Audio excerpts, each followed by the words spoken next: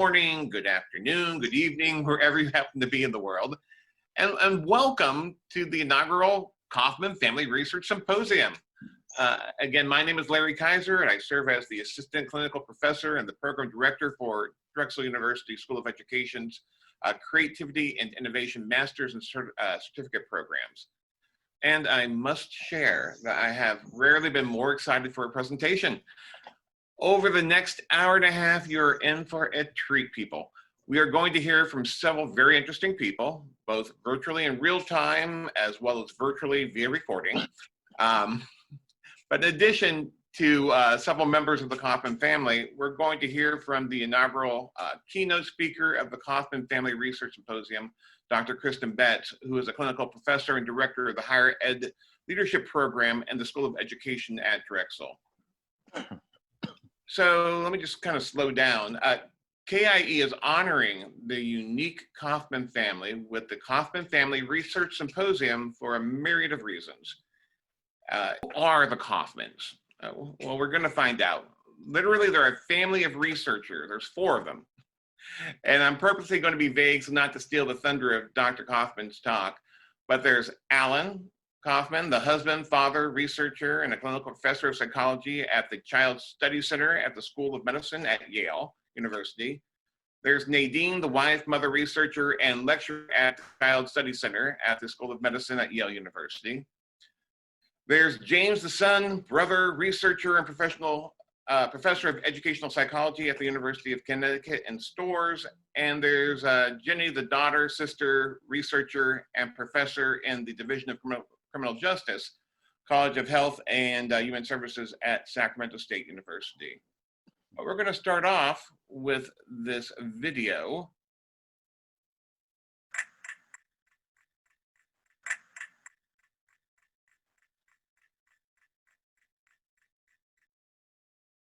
I've been very lucky throughout my life because I've had a lot of amazing teachers.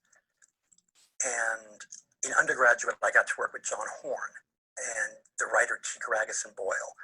In graduate school, my mentor was Robert Sternberg. But if I think of the best teachers, I think of the person who read my short stories all through growing up with red pen in hand, making comments and criticisms, treating me like an adult with the respect that I hadn't earned yet.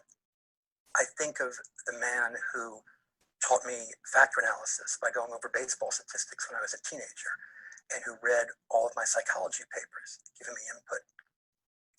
And I think of my parents, Drs. Alan and Nadine Kaufman, who taught me how to write, they taught me how to think, they taught me how to accept criticism, and it helped me be the writer and professor who I am today. And as James had mentioned,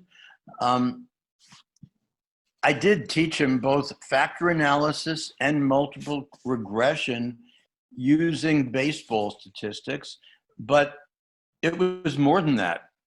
We actually joined SABR, the Society for the American Baseball Research, and we became a research team in baseball, where we wrote together about a dozen or 15 articles, the first of which, oddly enough, appeared in Playboy magazine when he couldn't bring the Playboy magazine into high school because he was too young, so we had to sneak it in to show his friends. And we then decided to write a book together where he would interview baseball players and we would write together. It was called The Worst Baseball Pitchers of All Time. And he was able to get the addresses. He always had this ability to find things. He would find the addresses and contact information. This is before email, of getting, so we contacted baseball players who had terrible years, like they won 3 and they lost 21. And we sent them out questionnaires, and I said, James, nobody is going to want to fill that out. But I was wrong. They did. And he included a question on that, which would say, would you agree to a phone conversation? And we had some of these most wonderful conversations with these baseball players, even though they understood it was going to be called the worst baseball pitchers of all time. They didn't think that. When one player who was then 95 and he was on a teammate of Babe Ruth, James asked him, what was the worst game you ever pitched? And he said, well, it was a game, you can look it up. It was a shutout that I won in the most innings. And I'm thinking, these pitchers who we are contacting them because they lost way more games than they won. This one pitcher, his worst game was a game he actually won. So I learned a lot about self-concept and how a person deals with either fame or notoriety. And I had agreed at that time, this is the late 80s, early 90s, I had agreed to write a book on adolescent and adult intelligence.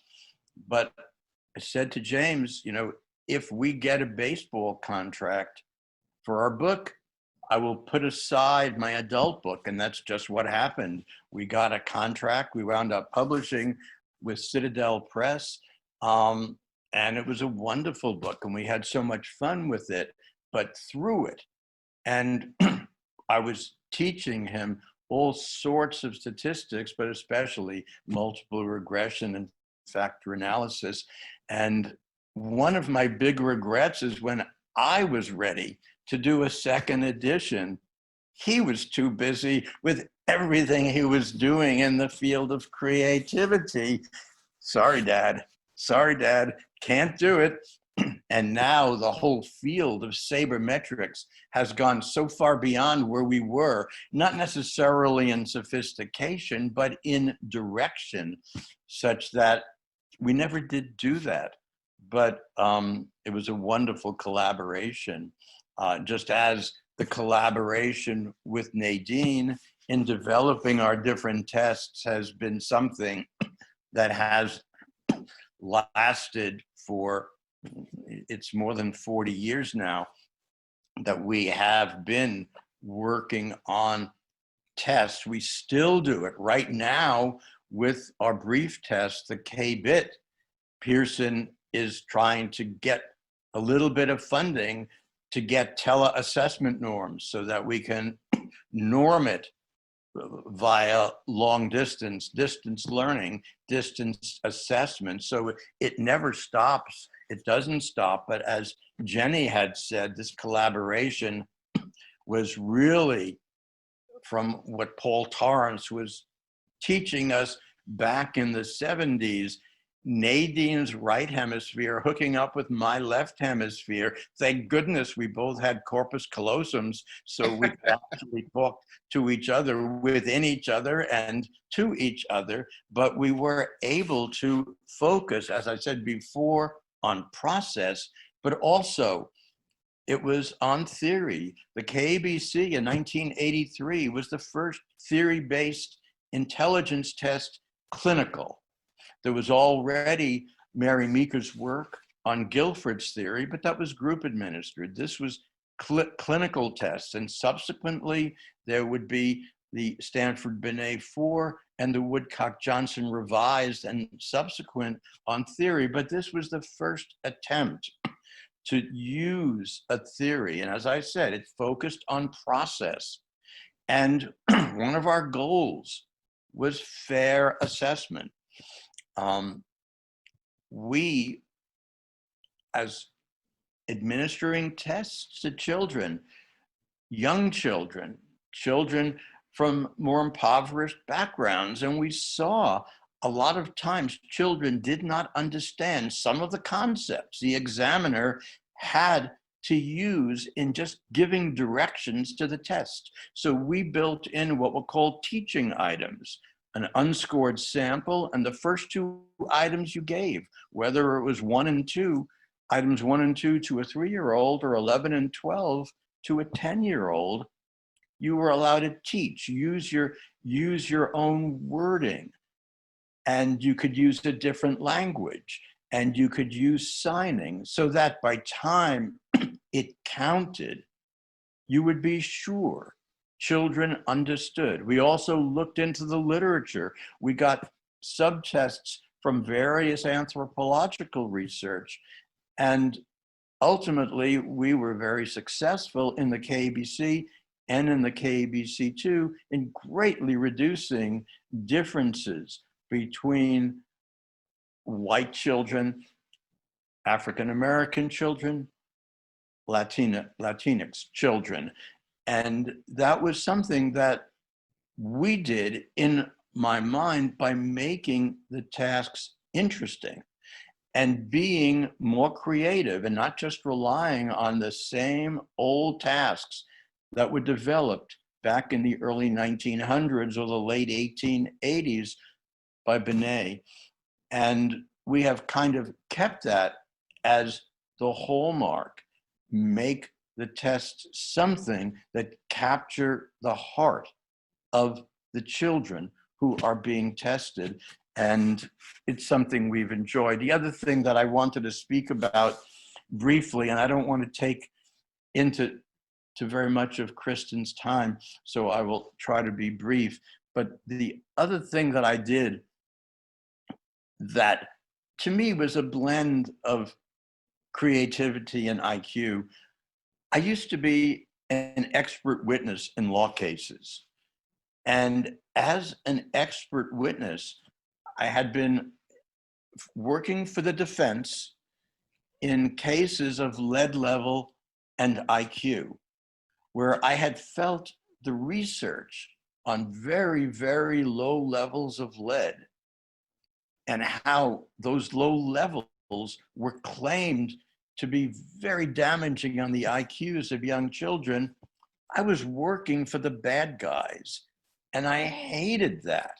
I hated doing work for the lead companies and the paint companies, but I really believed that the literature was not a good body of literature, and that yes, they showed clearly that if you had lead in your blood, then it would affect your intelligence. But the research on the very, very low levels way below what virtually all of us sitting here was typical when we grew up, I did not believe that literature. So here I was working for the defense and feeling terrible about myself.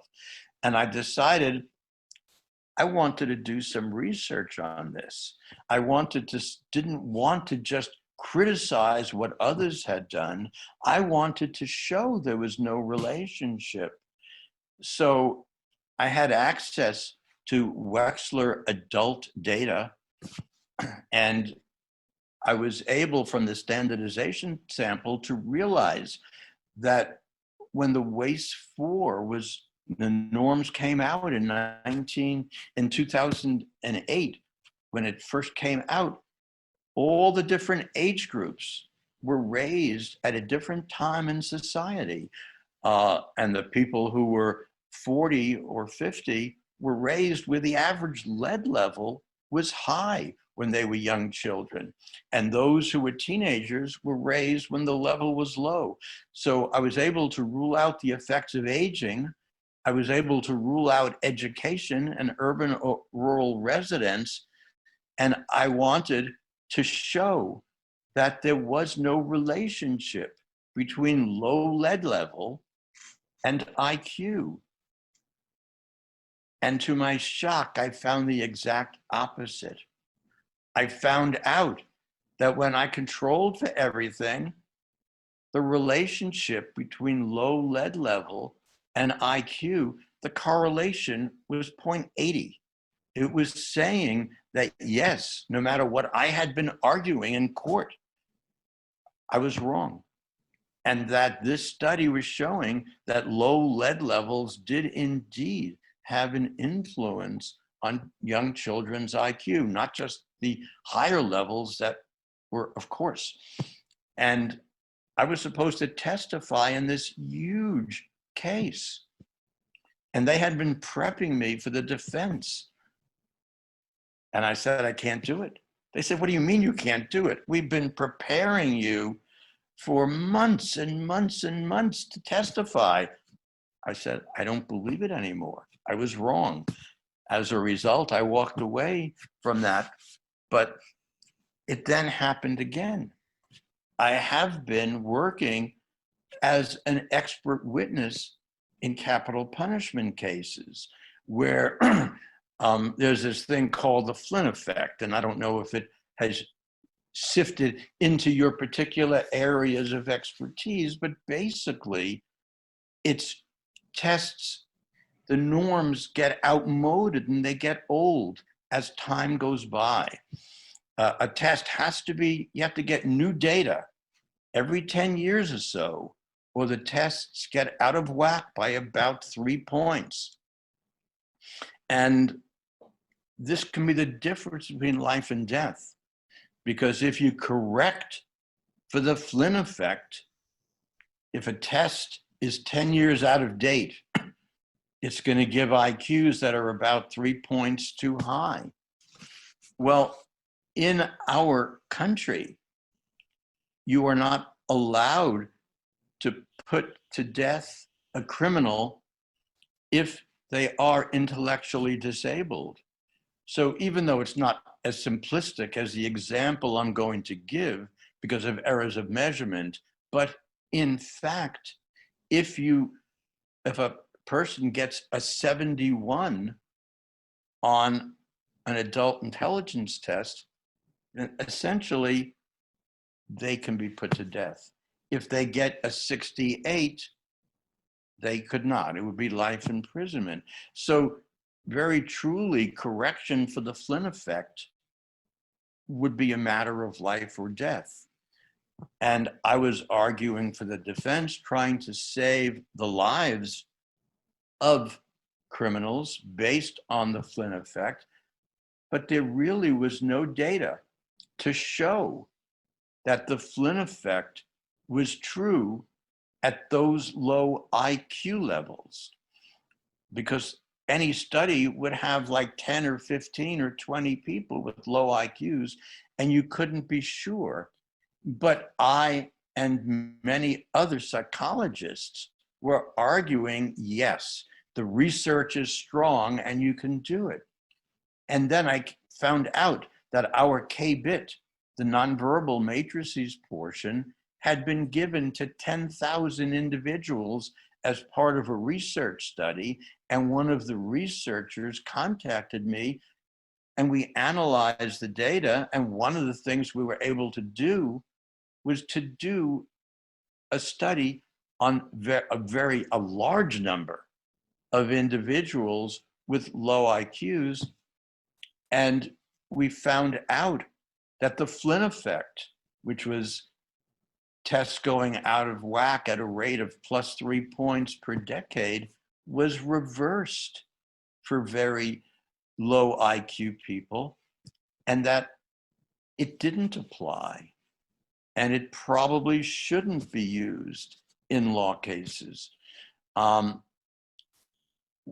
We wrote the article so that we said, look, this was just a brief test. You cannot do comprehensive evaluations on a brief test, so don't generalize it to the courtroom. But once again, I had sabotaged my own consulting, because who was going to hire somebody who's just done a study to show the opposite of what they were saying? So this was 2 examples of where I was so excited to come up with creative studies, so surprised at the results, and no longer employable as a consultant with lawyers, which really ultimately was a good thing. I never felt really good about it, especially not the lead and IQ stuff, but I also find it quite fascinating that the studies I did would be exact opposite to what I believed. So as I said, I've had what I feel is a very interesting career. The thing I am proudest of is being James Kaufman's father. That is the thing I am most proudest of, and what he has contributed to creativity. Thank you. I applaud you on behalf of everybody. Thank you so much, Dr. Kaufman. And it just makes the old adage true: a family that researches together stays together. But now that we know the why of the symposium, I could not be more pleased to introduce the inaugural Kaufman Family Research Symposium keynote speaker. Dr. Kristen Betts is no stranger to you if you attended KIE conferences in the past. She was here last year. Kristen has an array of experiences in public, private, and for-profit institutions, including 20+ years in senior administration positions, program directorships, faculty posts at various universities, and service as a trustee. She has served as the Chief Academic Officer for the Forbes Education, the Director of Online and Blended Learning at Armstrong State University. She is an active journal reviewer and an educational consultant on several projects at both the US national level as well as the international level.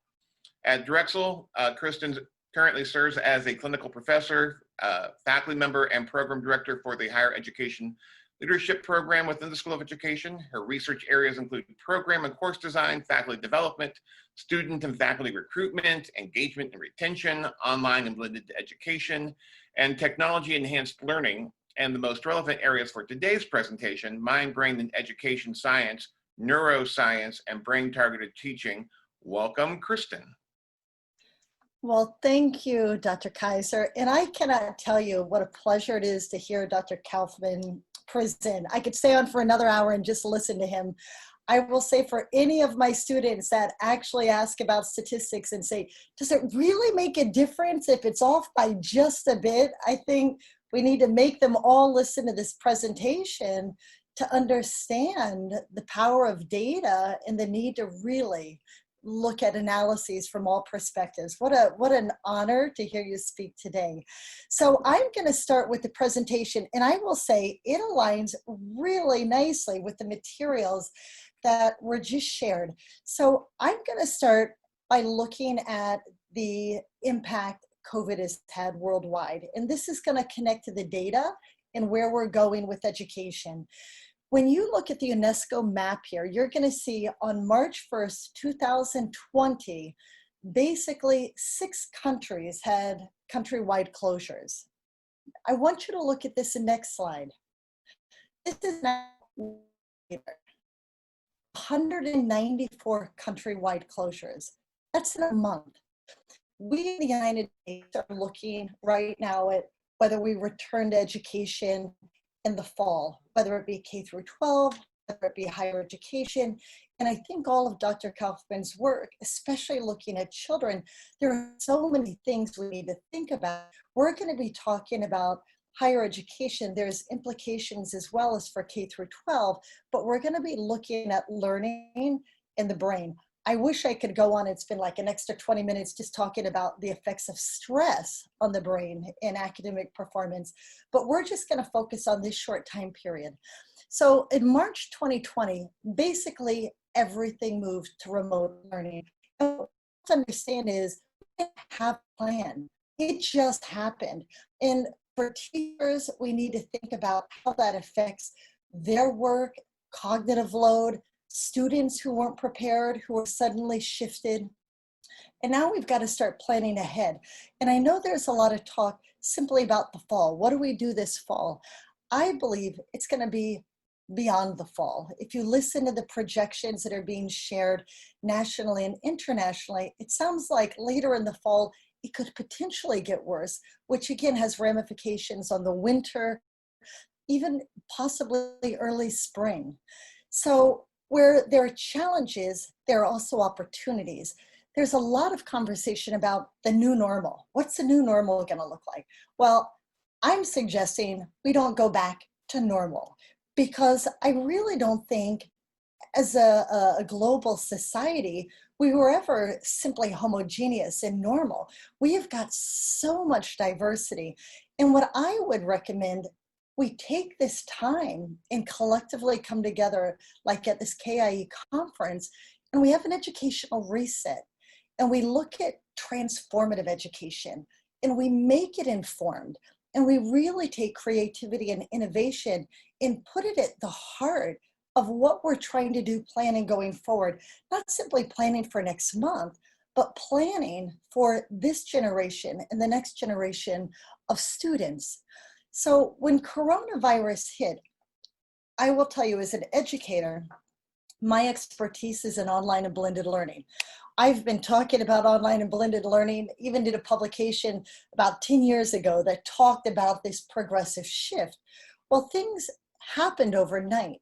And if you're familiar with Jack Mesereau's work, he talks about 10 phases of transformative learning. I will tell you, as somebody who loves educational theory, we are in the midst of transformative learning, and we have to embrace it. So when we look at the disruption that's happened on a national level, things we need to think about.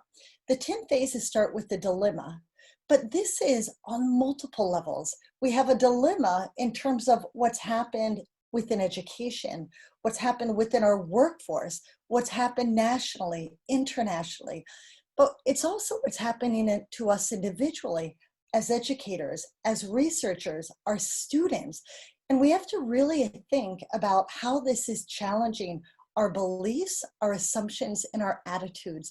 And some of the research that's out there, if you look at research on emotional contagion and the fact that when you're looking at mimicry and stress and how that can increase stress in others, as educators, we need to find ways to embrace this as an opportunity, again, through the lens of creativity and innovation, to help our students, to help our employees understand we can do it collectively.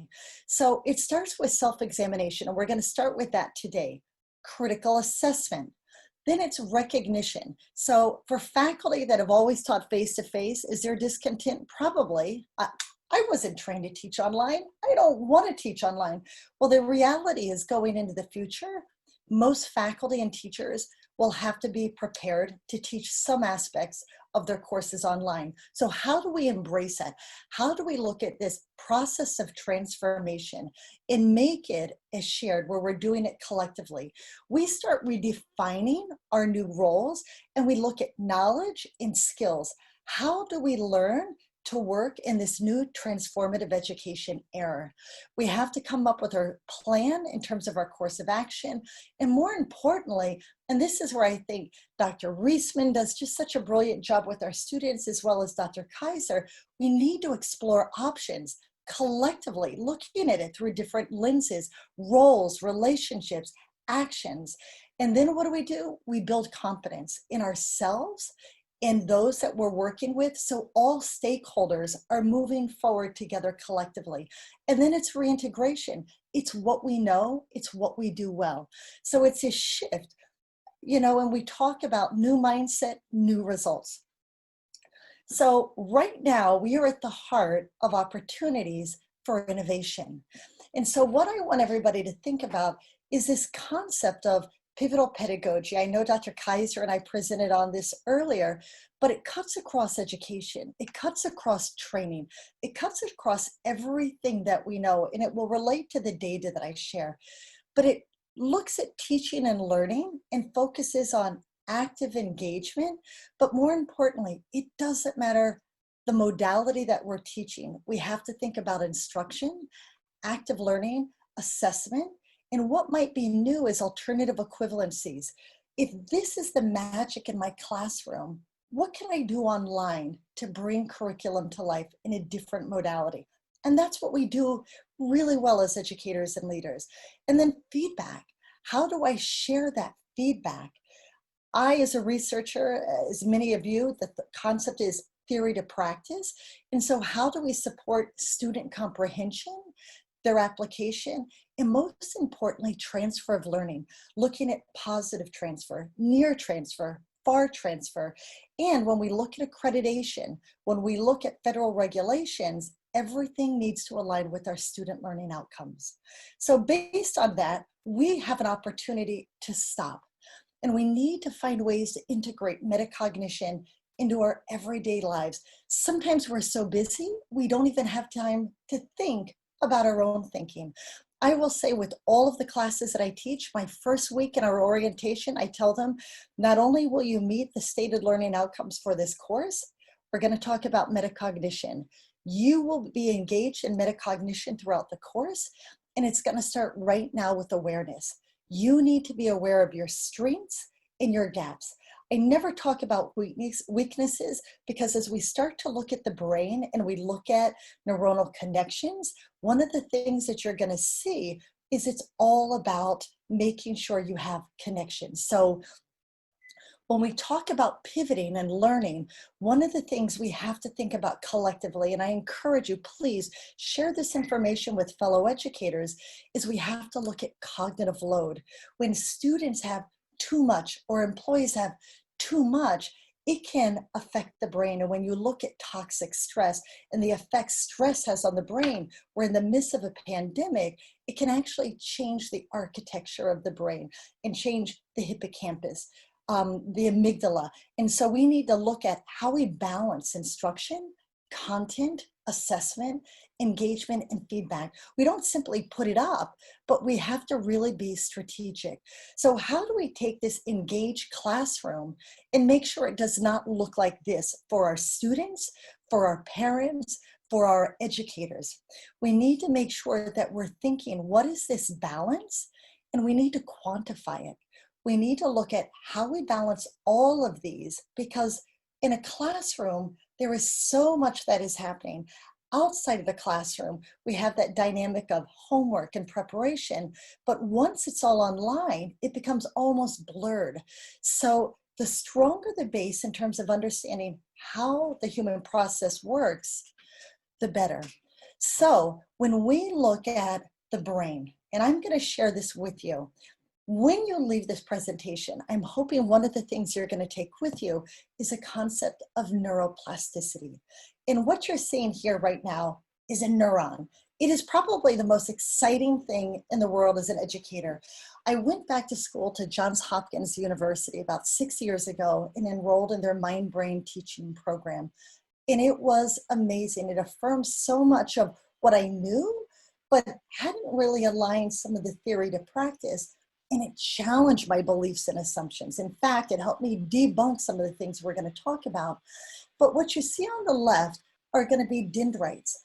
And when students are in an engaging classroom and they have lots of sensory information, they have visual materials, auditory types of materials, they're engaged in lots of really dynamic experiences, information travels down this axon to axon terminals, and it starts to connect. And when it connects, what happens is you form memories. Well, Dr. Shauna Shapiro says, what you practice grows stronger. I wish I had like an hour to go over this because I could show many, many fun videos on this. But one of the things you're going to see is a myelin sheath that is coding this axon. And look at how much faster the impulse is getting processed.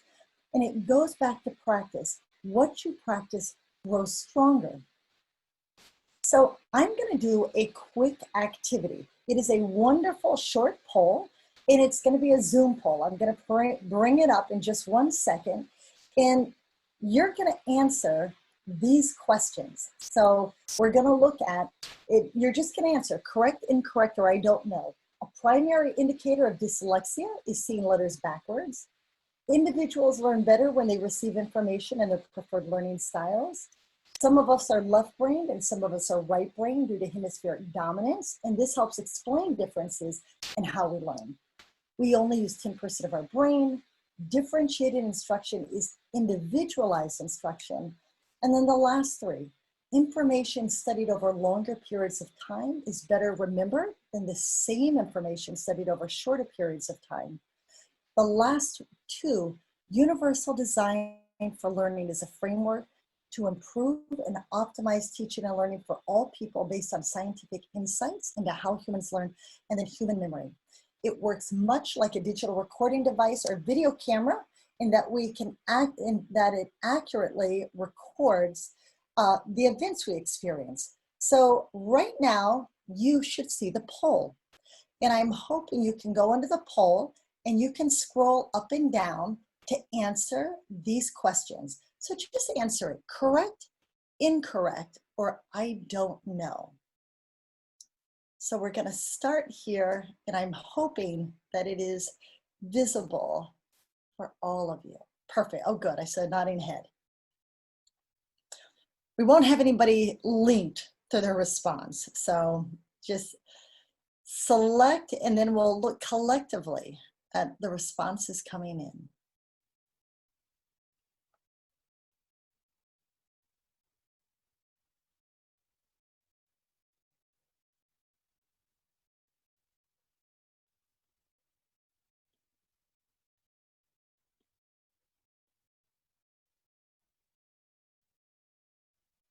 Okay, I can see we've got some responses coming.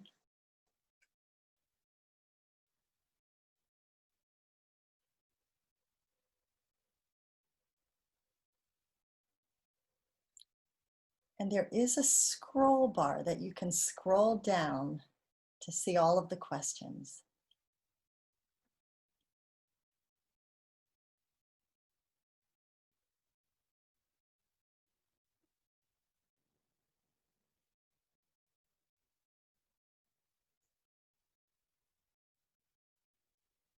So I'll give it another minute because I know there's a lot of questions on there.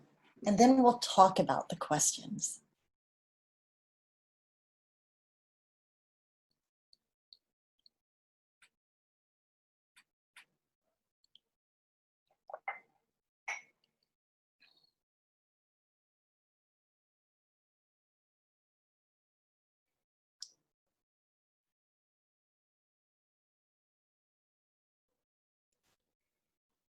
So we're at about 50% completion. So we'll give it just a little longer and then I'll share the results and then we'll go through the research.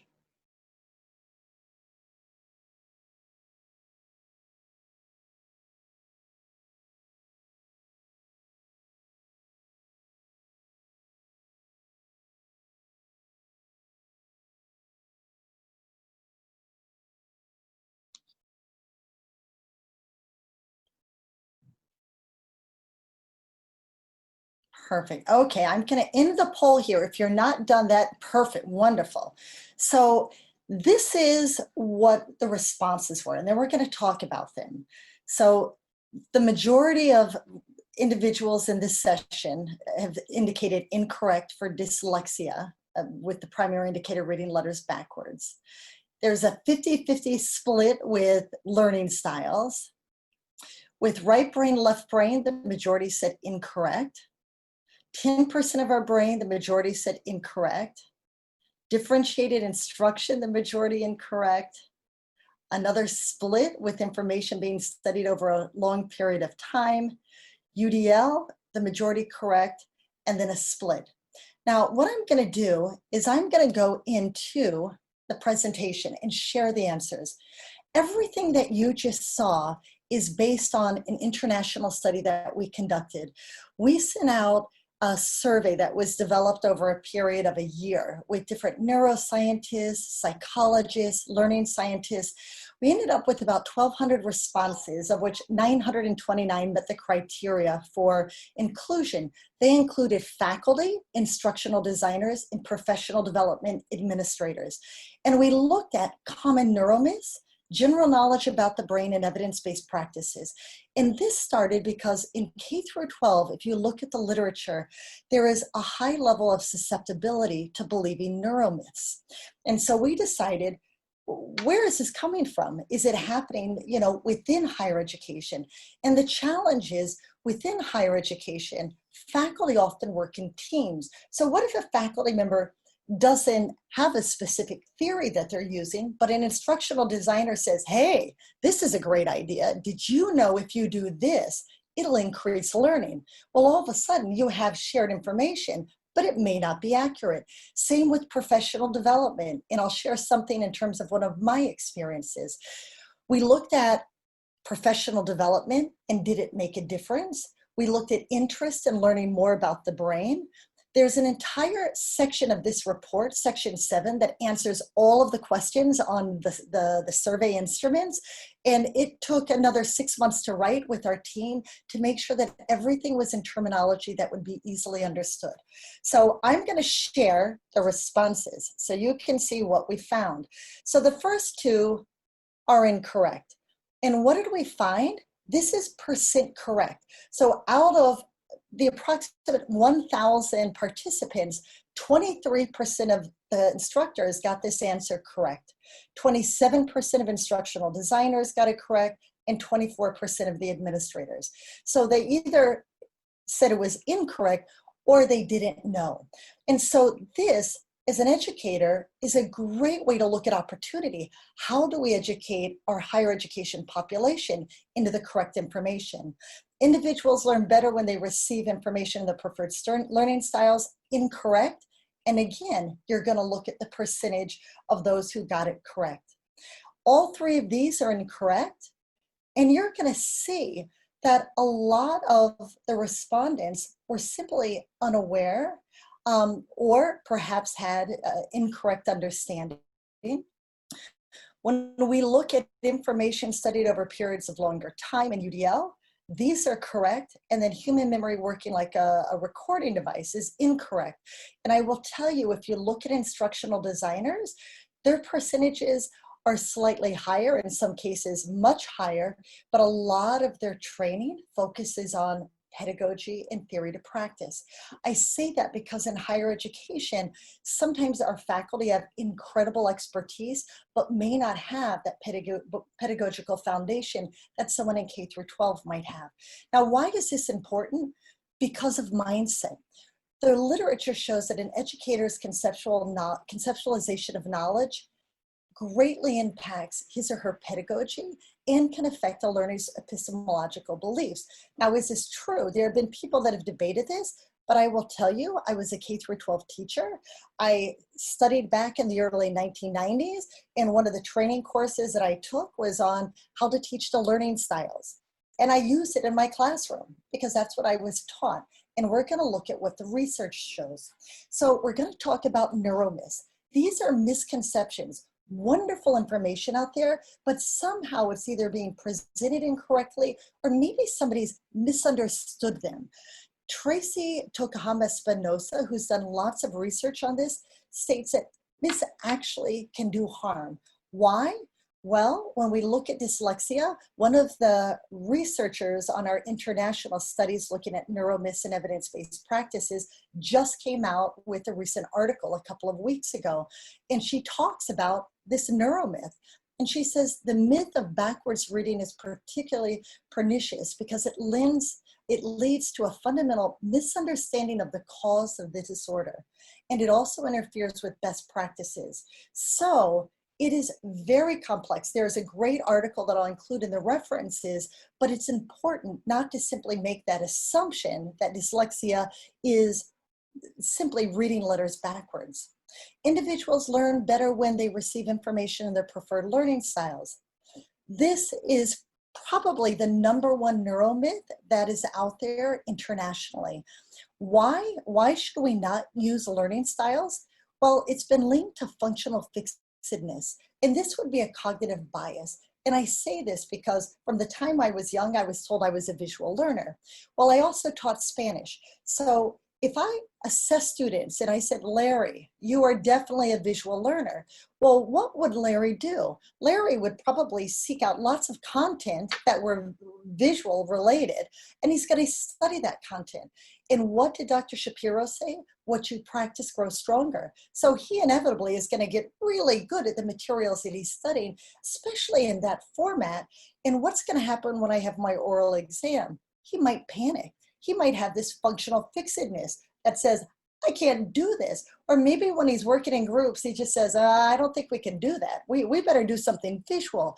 So we need to think about this concept of growth mindsets and fixed mindsets. Why do we know it's important? Well, you've probably seen the work of Carol Dweck, but at Harvard University, they did a study and they published the results in 2019. They took 12,500 ninth graders and they did an intervention. And they basically said in the intervention, intelligence is not fixed. It is not innate. And you heard Dr. Kaufman talk about interventions. And what happened with these students? New mindset, new results. These students had significantly higher GPAs at a year that would be considered a risk year. And they said that both the higher and lower achieving students increased the likelihood of pursuing advanced mathematics in 10th grade based on an intervention that affected mindset. Some of us are left brain, some of us are right brain due to hemispheric dominance. Definitely incorrect. Where does this come from? There's amazing research out there that does talk about hemispheric function. The Alzheimer's Association shows that the left hemisphere controls what happens on the right side of the body. The right hemisphere controls what happens on the left hemisphere. What we know is there are certain activities and certain function related to each side of the hemisphere, but we want to make sure when we're talking about learning that we're talking about actively engaging students in that mindset that they are using their entire brain. This concept of using 10% of the brain, there's all sorts of urban legend. I've heard that it was related to Einstein and supposedly an interview where he actually said, could you imagine if humans use more than 10% of the brain, what we'd be capable of? There's lots of other legends that are out there, but what do educators need to know? Well, when you look at a positron emission tomography scan, what happens in the brain? And I want you to think about right hemisphere, left hemisphere, and 10%. This is what a PET scan shows when you're reading. So even when students may look like, oh my gosh, they've got a blank stare, maybe they're not getting it, their brain is highly active. Look at what happens when they're thinking about a word, saying a word.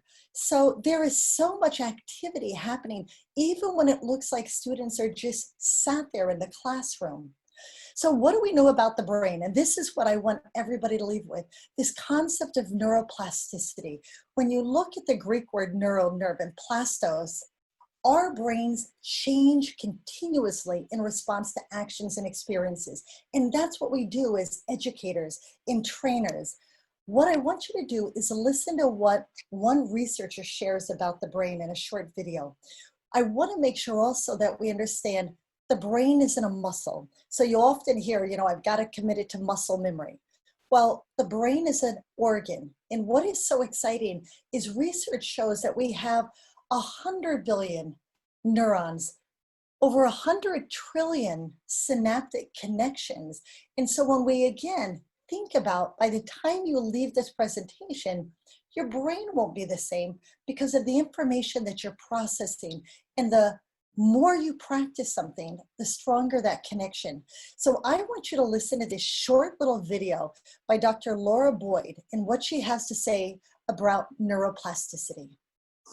It's an amazing time to be a brain researcher, and I would argue to you that I have the most interesting job in the world. What we know about the brain is changing at a breathtaking pace. And much of what we thought we knew and understood about the brain turns out to be not true or incomplete. Now, some of these misconceptions are more obvious than others. For example, we used to think that after childhood, the brain really could not change. And it turns out that nothing could be farther from the truth. Another misconception about the brain is that you only use parts of it at any given time and it's silent when you do nothing. Well, this is also untrue. It turns out that even when you're at rest and thinking of nothing, your brain is highly active.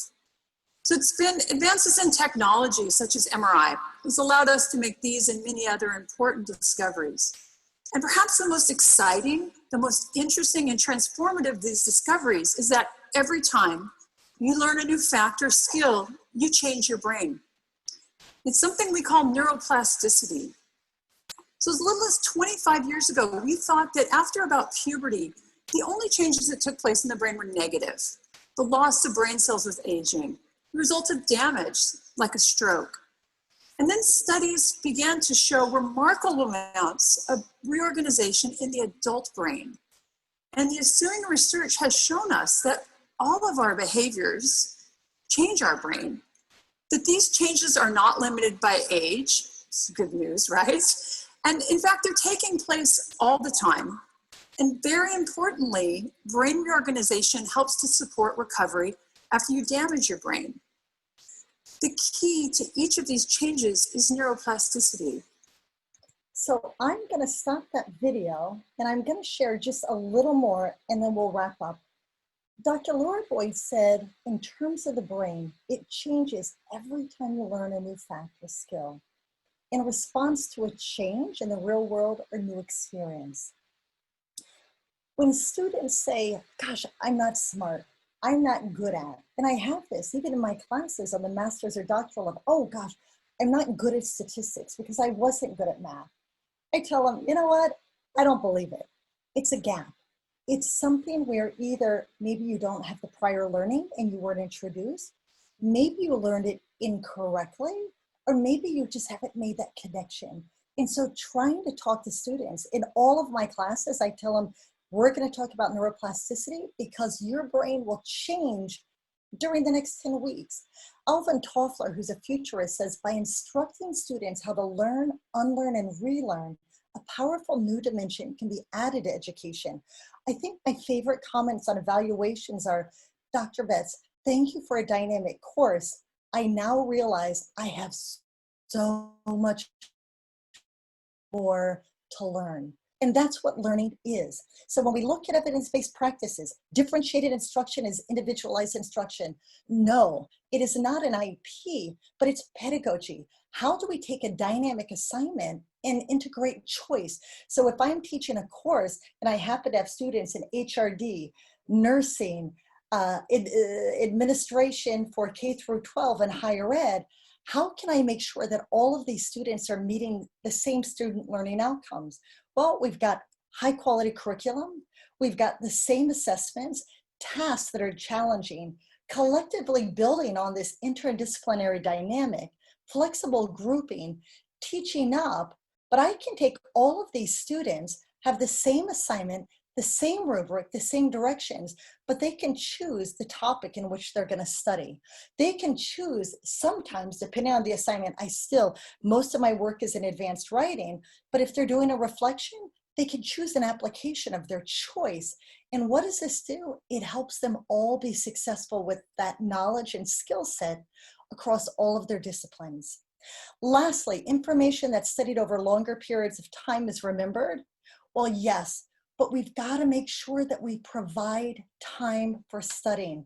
One of the things we do, especially moving things online as educators, what do? We add more readings, more videos, more discussion boards, more Zoom sessions, but we're not thinking about cognition. We're not thinking about the human learning process. When do students have time for learning? When are they studying? When are they writing? When are they practicing? When are they reflecting? When are they even having a chance to be creative?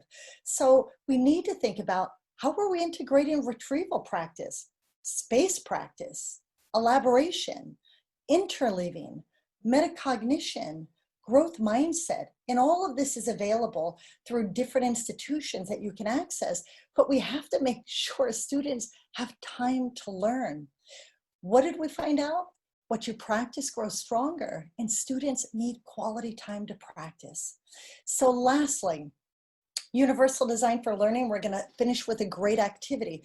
UDL is a framework that builds upon the human learning process. You're looking at the affective network, the amygdala, the hippocampus, the prefrontal cortex, that motivation, recognition, how you present your content. If everything is reading and video, maybe your students won't get it, who might need an infographic or need to work in small groups and hear it presented differently.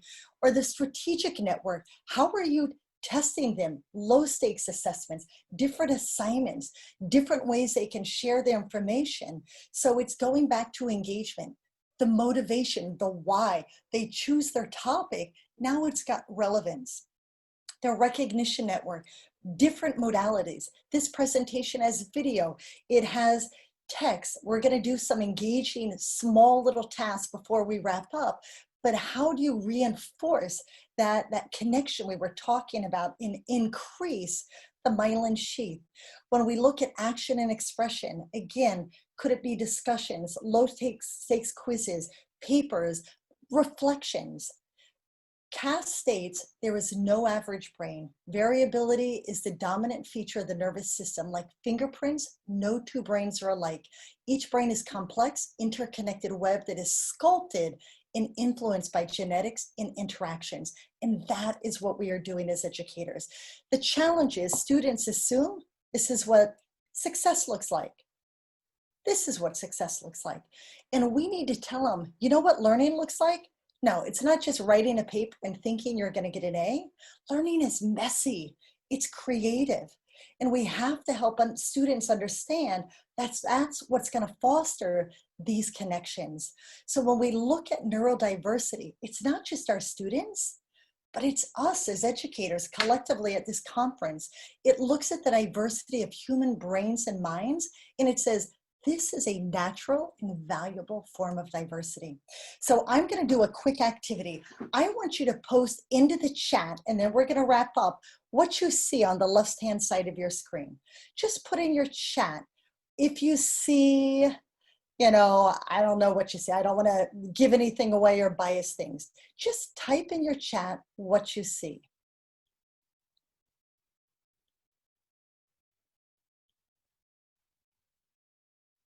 And I'm hoping you have access. So just open up your chat and tell me what you might see in there.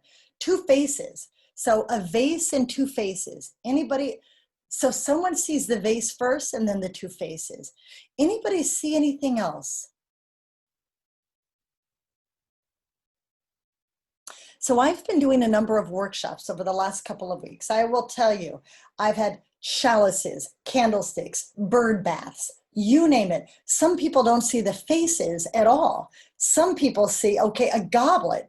See one face, if they look at the face on the left, they can't see the one on the right. But when we talk about universal design, what happens if I take away the color? Something so simple. Now all of a sudden you may say, it's harder to see what I saw before, but the faces are very pronounced.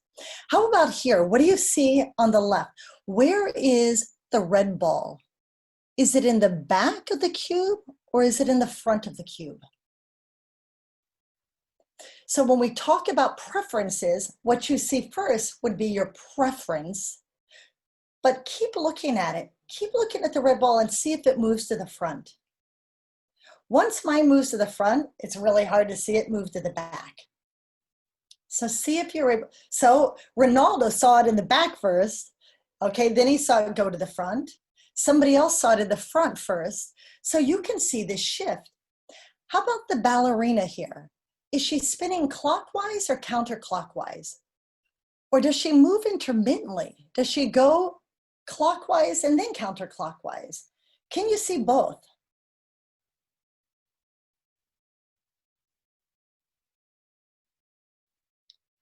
So Larry sees both. I have never seen it go counterclockwise, ever. And I've been doing this for years. Melissa sees both. People have told me, focus on the arms, focus on the leg. Nothing helps. Last two, what color is the dress? Is it blue and black, white and gold, gold and blue?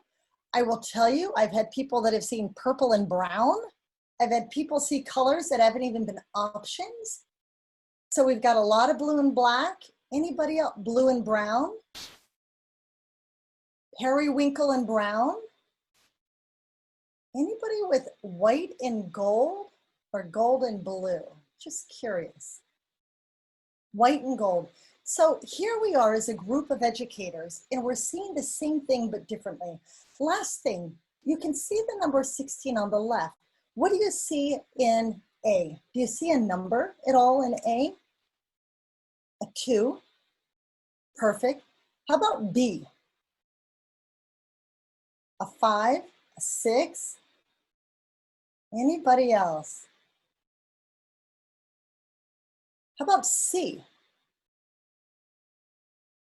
7. Last one, D. So what if I were to tell you, I see nothing. I only see color. I don't see a single number. I have something that looks like it could be a circle in D, but I see absolutely no numbers at all. And so when we look at this, we need to think about our students, and this is the neurodiversity. This is the collective experiences that we're talking about. So human memory is not a video recorder. It's constructed. And as educators, we need to bring forth this creativity lens and let students know you may be seeing things differently because of genetics, because of your experience, because of prior learning, but we can help you in terms of moving forward in really learning more about the brain and neuroplasticity, because the brain is not fixed. Last part of the studies, training was a great predictor of awareness. Those who attended training related to mind-brain education, psychology, and neuroscience had higher awareness of neuromyths, information about the brain and evidence-based practices. Those who read had higher levels of awareness as well. And lastly, there was unsubstantially high levels of interest in learning more about the brain. So everything we've done has been a hidden lesson. Everything I've done has introduced you to mind-brain education science, the principles of mind-brain education science, human brains being unique, brains actually being differently prepared as they come into your classroom, learning being influenced by prior learning, the brain changing through experience, neuroplasticity, and there is no learning without attention and memory. So that is it. I want to leave this by saying you are all brain changers. It is such an exciting time to be in education and training there. So thank you. Thank you so much. Thank you, Kristen. Wow. My mind hurts. Dr. Kaufman, do you have any a response to Kristen's presentation? Is it a good response to you? I do. Well, first of all, I really enjoyed it very, very much. I didn't take your little test because I make tests. I don't take tests. But I also saw in virtually every item the exact thing that you ultimately came up with. With the 10%, I was thinking, yeah, Einstein said that, but that's not true. The idea about, well, yeah, some dyslexics have a problem with B versus D, of course, but no, that's not the answer. However, I have a very long history. I make them, I don't take them. I also, I think there's a potential conflict, as I know you see, in the whole neuromyth having to do with a preferred style. I will say a few things about it. Because the Wechsler scales were so popular since 1939, there has been a tendency, because of its verbal performance distinction, to be thinking of auditory versus visual learners, or visual spatial versus verbal. And the thing that we tried to do with the KBC was to focus on how you solve the problem, not the modality and not the content. And it is very hard to do research on preferred problem solving styles. We did some on the sequential versus simultaneous processes before we published the manual, and it was the hardest research ever. You tell teachers, this child is a simultaneous learner, this one is more sequential, and as part of the research design, you teach the opposite. But then when we observed the teachers doing it, they weren't doing it. They were teaching what they felt better. Well, I can't teach the opposite style. Yeah, but it's research, you need to. Well, it may be, but I can't do it. But by monitoring the research, we were able to get significant differences as hypothesized. As soon as the test came out, And it was replicated without care, and then immediately it became a neuromyth. My own personal feeling is you are telling your story as a teacher. I'm telling my story as a tester, and not a tester who would be giving group tests, but a tester who would be giving tests individually. You would be spending 60, 70, 90 minutes with each child, adolescent, or adult. And regardless of any of the neuromyths you talked about, and I don't dispute any of them, but not coming from a teacher on how to approach a classroom and try to keep everybody actively involved and teach them as best you can. As a clinician administering an intelligence test, the thing that I fall back on most is the concept of intelligent testing, which was a book I wrote back when Freddie and I first got to know each other a while ago. Intelligent testing with the WISC-R. And the intelligent testing approach is saying, don't pay attention to the global score. Look at an individual's strengths and weaknesses, and look at the individual as an individual, so that what kind of home was the child raised in? What kind of cultural background? Siblings? What kind of parents? And then, based on strengths and weaknesses and specific knowledge about that child, make it individualized. At least tell the teacher about this student. And there's a whole group of people within our field right now who are arguing there is only G. You can only, should only, must only interpret general intelligence. And to me, why waste 90 minutes with a child if you can't get more than that out? But I firmly believe if a clinician is well trained and a good observer and is able to blend every observation and every piece of knowledge out of that child, then those 75 minutes or so have to be worth more than just one number. And I will always believe that a good psychologist can give information to a good teacher that will help without having to agree with any of your neuromyths, knowing that cerebral specialization theory is no longer defensible in terms of everything else we know about the brain. But I also think it was a start to get us thinking about solving the same problem in different ways. Thank you. My mind is just kind of really now thinking, in terms of teacher preparation, but teacher as clinician, approaching each student individually. And now during these COVID days, where the classrooms are going to be smaller, in many cases, it might be the opportunity for just that. Are there any questions from the participants online to either Dr. Kaufman or Dr. Betts regarding Dr. Kaufman's talk about his life and his family and the research, or Dr. Betts's work? Larry? Gertrude? Yes.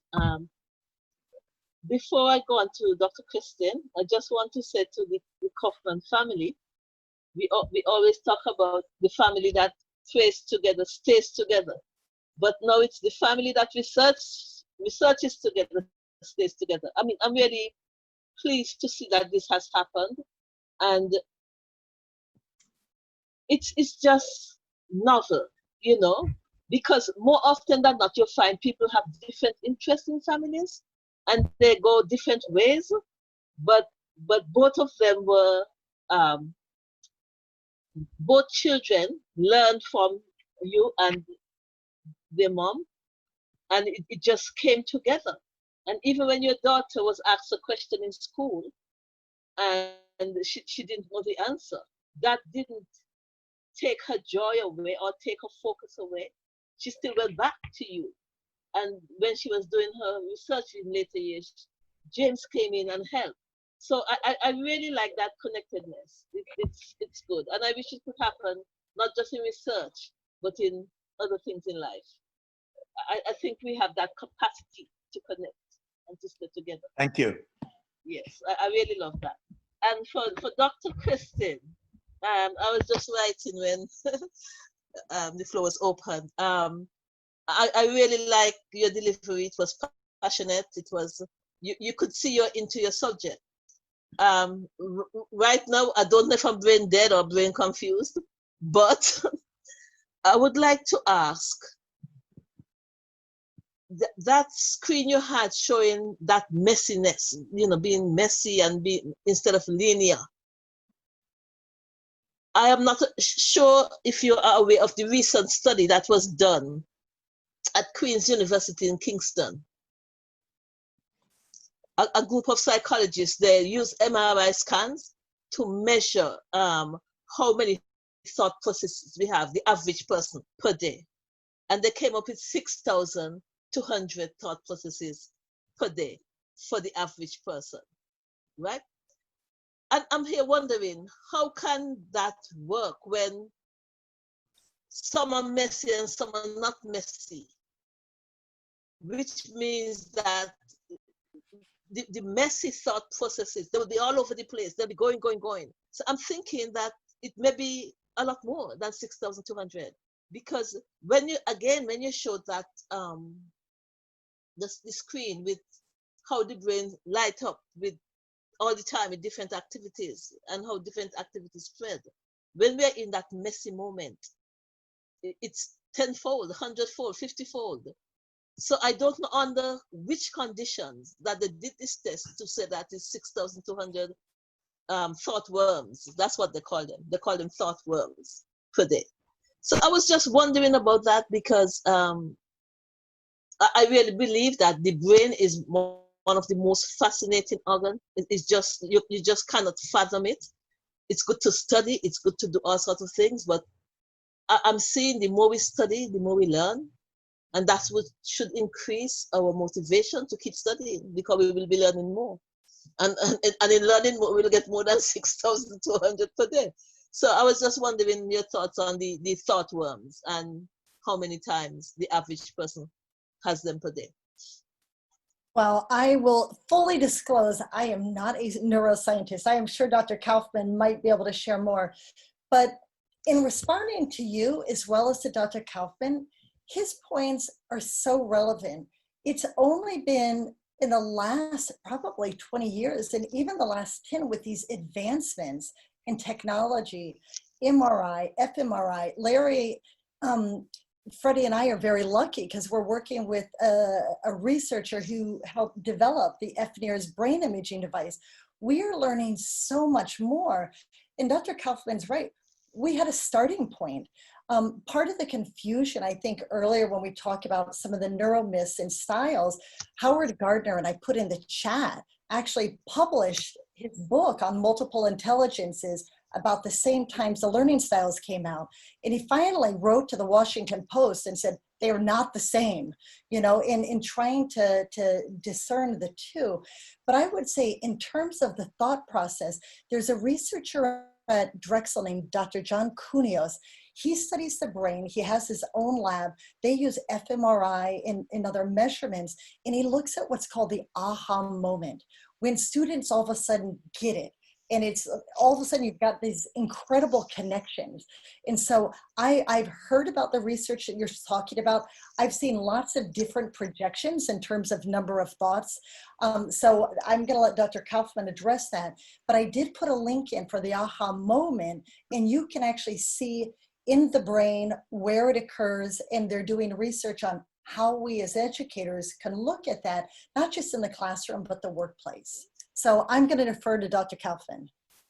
Well, I don't really feel like I'm an expert on anything MRI. I know that we have had a number of MRI studies planned for the digital test that Nadine and I we had developed, but then it seems like our field is one of the last fields to go digital. We had spent 5 years of our lives. We had this great acronym, the KBCD, and that would have been the KBC Digital. It was the best acronym since David Wexler had a chat with us. In fact, it was in Athens, Georgia at the Peddler's Steakhouse many, many years ago that he wanted to develop a test for the elderly called the Wexler Intelligence Scale for the Elderly, the WISE. And I always felt the KBCD was second to the WISE in acronyms, but it didn't get done. But we very much wanted to be, we had fMRI studies already in the budget. We had clinical neuropsychologists ready to do them, and we wanted to understand that question in fluid reasoning, that aha moment, and we never got to do it. But I don't feel qualified to comment on the studies that have been done, other than I found some of them so interesting, where they can find different parts of the brain active depending on what mathematical processes you're doing or what reading processes. To me, that is the future, but it's been the future for 30 years. So I still don't know when it's actually going to bridge between practice and the laboratory. I think it's one of the things that we wanted to do when the KBC came out. It's like, how many years can we have Jean Piaget and Thurstone and Guilford and all these incredible theorists who have all these wonderful notions about intelligence, and yet we have the Binet and we have the Wexler, and those for years and years didn't change. One of the things we wanted to do, let's take some of these theories. How can intelligence live apart from theory? But it did for so many years. And now the question is, how can educational practice as well as assessment exist apart from laboratory research? And yet, so far, it is. Well, thank you, Dr. Kaufman. I Need to say anything else. I just put it in the chat, but I'm so moved by this whole conversation because I am a public K-12 teacher. I can't leave the kids, because when you feel and know what it's like to be in there, teachers need to be part of this process, and we are so far away from it that if I can just offer anything into that realm of becoming a scholar, you know, and Dr. Kaufman, everything you said is resonating so much. And I was moved to tears by your first part. But when you're, you know, when you're with the babies every day and you're seeing them and you know this, that we are so far away. And I think it goes back, Dr. Reisman, to what we were saying at the very first thing with your, you know, putting the whole scholarship thing. We don't even believe we can be part of the process. And that's a big belief that if we are ever going to bring the research to the people who are actually doing the work, that belief, that's probably our first belief. It's just very far away. And we regard you guys like our heroes, and you feel untouchable to us. And when I sit here, and until I got to Drexel, you were all I can remember being just mesmerized, and I thank you for this platform to even talk to you. And I even say to my nieces now, and who are all teachers as well, I'm like, I get to get on today and have a Zoom with people whose books I read all the time. It's that kind of a hero effect, but the reality is that the teachers are doing the work every day, and that disconnect. I don't know what that's worth for it, but I felt like it was important to say. Well, to me, that's worth an awful lot, because to Nadine and me, from the very moment we started, teachers were our heroes. And that has always been the truth. And we were always developing tests and teaching students how to write reports from the vantage point. We have teachers out there who are so wonderful, and Nadine used to teach teachers at University of Georgia with Freddie Reisman. And that has always been our bottom line. We had seen so many reports that did not communicate, that a teacher would look at and say, okay, you didn't tell me anything. One of the reasons I coined, or borrowed, but coined intelligent testing was because I had seen so much stupid testing.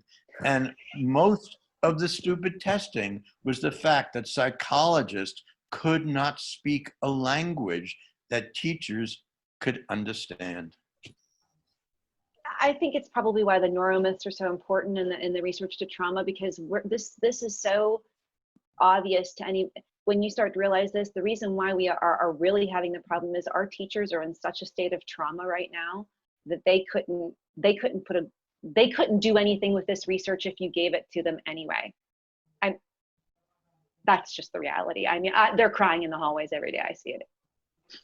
Melissa, maybe you're pointing out a component of teacher ed that we need to look at, but I would just like to share with you that Dr. Kaufman trained me on the whisk, the whisker, the whipsy, the benet, and to this day, I remember the wonderful teacher that you are and the wonderful experience that I had.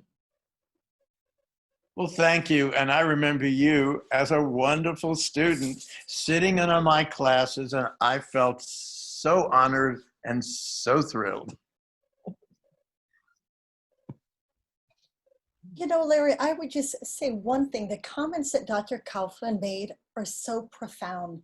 We're so busy looking at the aggregate, but we're not looking at the individual. And it comes down to time. I know I've talked to Melissa about this. We don't have time in our classrooms for students to really study and to process what they're learning. As teachers, there's so much busyness that there's not enough time to sit down and actually read the amazing books that you and Dr. Reisman have written, process them, and actually look at the individualized test scores and actualize them and make that change. And I'm really hoping that perhaps through the pandemic, there is that collective focus where we can stop and redefine where we go forward and say, we need to think about the brain. We need time, we need to process, we need to better understand the incredible research that you've done so we can redefine that future. I mean, there's so much opportunity. And if I could find a grant for you to get that research that you're talking about, that's what's going to change the world, because I say the same thing. We are living on incredible research in the field of psychology, and now we can add another dimension that's going to be transformative and change what we know as educators, trainers, and just individuals. So I'm so inspired by what you have shared in the work of Dr. Freddie Reisman as well. And I have to also share that Nadine worked for me in the Division of Elementary Ed and was one of our top field experience supervisors. And she was just so caring and so supportive of the students. It was just terrific. And Kristen, I need to share something about the courses that I'm teaching now. There is abundance of resources. It's overwhelming. And I Reismanized the courses and I put the students in charge. And I said, read the resources or look at the videos that are of interest to you or that might enhance your final project. And it's amazing. They're so ingrained in having to do what they're told, that many of them have said, but what's on the test?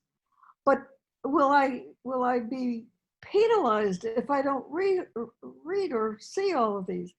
And I have to constantly try to build their trust that I mean it when I say, just look at what's important to you. And that's where we're going with education in the corporate world in terms of incorporating creativity. We have to break the functional fixedness. We have to break the assumptions if it's going to go anywhere. And that entails that the work manager, or the supervisor, and a teacher to students really understand the individual and their creativity strengths to capitalize on. Every person is different. Everyone's creativity is going to be different. Everyone needs to be taught differently, and be providing opportunities the way you were kind of structuring the lesson. You know, you had the list, Kristen, of things that should happen, but different way of doing it. And it's all about breaking that functional fixedness to create those new ways of approaching a problem or a task in both the workplace and in teaching. Can I say something? I think it's really important for education in pre-K through 12 to really look at the way that art teachers are taught how to teach, because Kristen, what you were talking about, that is part of how an art teacher has to design their curriculum, where they're dealing with the whole brain, the whole child. That's basically project-based learning, and you also have to integrate all the different subjects through whatever project a student is learning about. So it's very holistic, and it's very exciting that this research is really paramount now, because it brings everything together like art education does. And in a sense, art education was always sidelined, and art educators were thought of, or, oh, you're just the arts teachers. But no, we had to incorporate everything that students were learning and use the art as a vehicle to really go into the other different subject areas. So again, it's very comprehensive. And like STEAM now and STEM is moving in that direction, obviously, because it's project-based. But it's very exciting to me to see that all of this is happening right now, and it supports the fact that art education, I think, all arts are so important in the pre-K through 12, and in creating, you know, an innovative culture going forward. If they don't bring back all of the arts and really make it so integral for all of their education, I think we're doing ourselves a disservice. So I thought it was really. But we are out of time. Before we close, I'd like to take a moment to thank James Ogunley again, our conference convener, as well as his KIE team for all their wonderful work in coordinating, implementing the 2020 KIE conference. But once again, heartfelt thanks to both Dr. Kristen Betts for her presentation, and for Dr. Kaufman and his family for allowing KIE to name this ongoing symposium, Kaufman Family Research Symposium.